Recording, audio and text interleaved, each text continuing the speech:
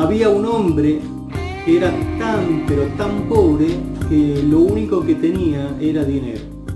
El apóstol Pablo estaba muy preocupado desde la cárcel de Roma por la salud de las iglesias que él había fundado en su segundo viaje misionero. Éfeso era una de esas iglesias que él había fundado, y resulta ser que Éfeso era una de las ciudades que se decía las maravillas del mundo romano, no solo porque tenía el templo y la adoración a la diosa Diana, sino además era una ciudad utilizada como una ciudad depósito. El dinero de Roma era depositado en esa ciudad, y también muchas obras costosas, obras de arte, eran guardadas justamente en esa ciudad. Si había una ciudad que sabía de riquezas, precisamente esa era la ciudad de Éfeso. Y Pablo utilizó este conocimiento secular para poder ilustrar las riquezas en el ámbito espiritual que tiene la iglesia en Cristo Jesús. Pero muchos cristianos, efesios, estaban viviendo como pobres, siendo ricos espiritualmente. Pasó a la historia como la avara más grande de los Estados Unidos. Sin embargo, murió en 1916. Estoy hablando de Jetty Green. Dejó bienes valorizados en más de 100 millones de dólares. Imagínense en aquel tiempo lo que era 100 millones de dólares. Ella comía avena fría porque calentarla costaba dinero, es decir, que iba a gastar gas. Su hijo tuvo que sufrir la amputación de una pierna porque se demoró tanto en buscar una clínica gratis que su caso se tornó incurable. Era rica, pero eligió vivir como si fuera pobre. Excéntrica, indudablemente, loca, tal vez, pero nunca nadie pudo probarlo. Fue tan, pero tan necia esta mujer que precipitó su propia muerte, provocando un ataque del corazón cuando discutía sobre el valor de beber leche descremada. Pero Jetty Green es una ilustración de muchos creyentes en el día de hoy también. Tienen a su disposición riquezas ilimitadas, pero a pesar de ello viven como mendigos. Fue a esta clase de creyentes a quienes Pablo le escribió la epístola a los Efesios. Quizás a usted le está pasando lo mismo hoy. Por eso vamos a leer Efesios capítulo 1, versículo 3 al 4, que dice lo siguiente: Bendito sea el Dios y Padre de nuestro Señor Jesucristo, quien nos bendijo con toda bendición espiritual en los lugares celestiales en Cristo, según nos escogió en Él antes de la fundación del mundo, para que fuésemos santos y sin manchas delante de Él. Hay muchísimas cosas que uno podría resaltar de estos dos versículos, pero la verdad que quiero resaltar de estos dos versículos es la siguiente: fuimos escogidos, fuimos escogidos. Una de las grandes insuficiencias, algunos le llaman miserias, que experimenta el ser humano es la aceptación. Es decir, que hay una gran necesidad en el ser humano de ser aceptado. ¿Acaso no anhela todo ser humano ser amado y aceptado? Poder pertenecer quizás a un grupo, ser parte de él, ser parte del grupo. Hay muchos mensajes que nos dicen que esto es casi imposible, desde chicos. Por ejemplo, cuando uno va a la escuela y hay tiempo de gimnasia o tiempo de practicar algún deporte, llamémosle la adolescencia, la juventud. Por ejemplo, no nos eligen cuando hay un partido de fútbol. Es muy típico el caso el muchacho que tiene poca habilidad pero es dueño de la pelota, ¿no? Es muy conocido esos casos en el ámbito futbolístico. Pero yo muy poco tuve ese problema de ser elegido casi el último, porque siempre me elegían a lo primero. no tuve mucho inconveniente en ese sentido. Pero he visto gente que lo dejaban para lo último. Hoy ya con 52 años, nadie me quiere elegir. Así que conozco ahora en parte lo que es no haber sido elegido al comienzo. Pero lamentablemente tengo que decirle que se arrepienten después, porque no eligieron al goleador. O siempre en otros deportes también, puede ser el básquet, puede ser el handball o el vóley. Hay gente que la ven y dice, bueno, de última vamos a elegirla. Como que la eligen ya porque no queda otra cosa que completar el equipo. Siempre las personas que tienen este problema de aceptación quedan excluidas en la entrega de premios, no son las más premiadas, siempre se quedan con las ganas, ¿no?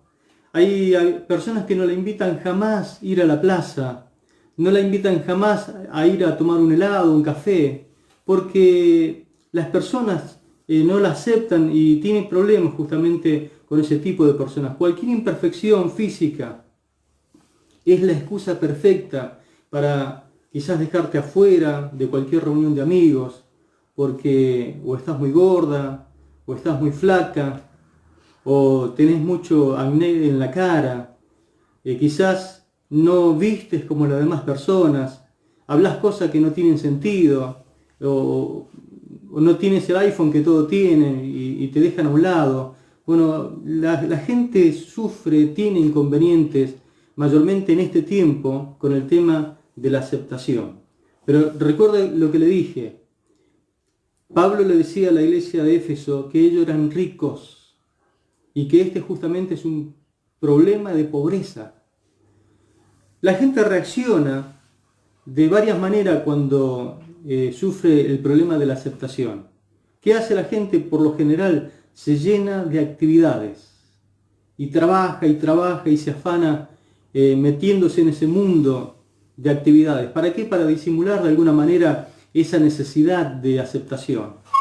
En segundo lugar, se compra cosas y trata de conseguir más cosas y se gasta todo el dinero que tiene comprando cosas. ¿Para qué? Para que las personas por lo menos se acerquen a ella o a él porque necesitan algo que ellos tienen. Entonces de alguna manera es como que están forzando la situación para llegar a ser aceptados. En tercer lugar, casi siempre tratan de decir siempre lo correcto, de tener la apariencia correcta, de juntarnos con las personas correctas, pero lamentablemente viven como en una esclavitud. Y en cuarto lugar, tratamos de encajar siempre, pero no siempre se puede encajar en el grupo. ¿Todo para qué? Para poder responder a la siguiente pregunta. ¿Ya pertenezco? Con todo lo que hago, con todo lo que hice, con todo lo que compré, con todo lo que gasté para comprarme ropa o lo que me salió el iPhone, ¿ya pertenezco al grupo? ¿Ya me pueden dar el lugar para poder estar con ustedes? Pero Dios tiene una respuesta, mi amado hermano y mi amada hermana en esta noche. Su gracia escandalosa, abundante y de grande como está la distancia desde el cielo hasta la tierra. Así de grande es su bondad, su amor, su gracia para con nosotros. Y es su respuesta definitiva para con nosotros. Él te dice, hijo mío, hija mía, yo ya te bendije. Porque no sé si se dio cuenta los verbos como están puestos allí en Éfeso, en la carta. Ya te bendije, ya te acepté, por eso te escogí. Dios nos escogió y nos ha adoptado para ser parte de su familia. Nosotros, cuando entramos a pertenecer a la familia del Señor, ya somos parte, no tenemos que hacer nada para ganarnos la membresía, excepto creer en Jesucristo. Los hijos de Dios, todos, absolutamente todos, fuimos escogidos por Él. Gloria a Dios. No quedamos afuera. El Señor no miró nuestro defecto, no miró que quizás teníamos problemas para hablar o problemas para relacionarnos. Él nos escogió. Si lo piensas por un momento y lo entiendes, ahora debes aceptarlo. Y una vez que lo aceptaste, debes comenzar a disfrutarlo. Porque eso de ser escogido por Dios, si no lo disfrutás, realmente te estás perdiendo las mayores riquezas que Dios ha preparado para sus hijos. Hay algo que en ti Dios ama de verdad. Tú haces que los ojos de Dios brillen con asombro y cuando Él te ve es como que su corazón comienza a latir más fuerte, porque Dios te ama de verdad. Él te escogió para que formes parte de su familia. Nunca lo dudes, porque Él te escogió. De miles y millones de gente, Él puso sus ojos en ti. Nunca lo olvides. Él te escogió para que seas el actor principal de tu propia historia, no un actor secundario o la copia de algo. Tú eres el actor principal de tu propia historia. Y de esa forma tienes que vivir porque Él te escogió para eso. Dice el Salmo 119, versículo 135, lo siguiente en la Biblia, Palabra de Dios para Todos, dice así: que brille sobre mí la luz de tu rostro. Este versículo lo escogí ponerlo de esta forma porque dice algo que las otras versiones no dicen. Que brille sobre mí la luz de tu rostro y enséñame tus preceptos. Esa expresión, que brille sobre mí la luz de tu rostro, otras traducciones que son paráfrasis lo dicen de esta forma: sonríe sobre mí, sonríe sobre mí. ¿Qué significa eso? Que cada vez que Dios nos ve actuar como protagonista de nuestra propia historia, Dios nos ve y sonríe. Sonríe. Es como cuando un padre ve a sus hijos dar los primeros pasos y sonríe, porque es protagonista de su propia historia. Es cuando un padre ve que su hijo se casa y se va de la casa y comienza a hacer su propia historia. Uno está contento cuando ve que sus hijos comienzan a ejecutar su propia historia con valor, con coraje, con fe, con esperanza, porque le hace recordar a uno, ¿no? Pero justamente el rostro de Dios brilla y sonríe cuando nos ve que nosotros nos animamos y somos protagonistas de nuestra propia historia. Noé hizo sonreír a Dios y le salvó la vida a él y a su familia. Y esa debe ser nuestra meta como persona, como familia, como iglesia, hacer la voluntad de Él, y de esta forma que el rostro de Dios pueda sonreír cuando nos ve a nosotros. Dios sonríe con nosotros cuando le amamos por encima de todo. Permítame compartirle un versículo en Génesis capítulo 6, versículo 9.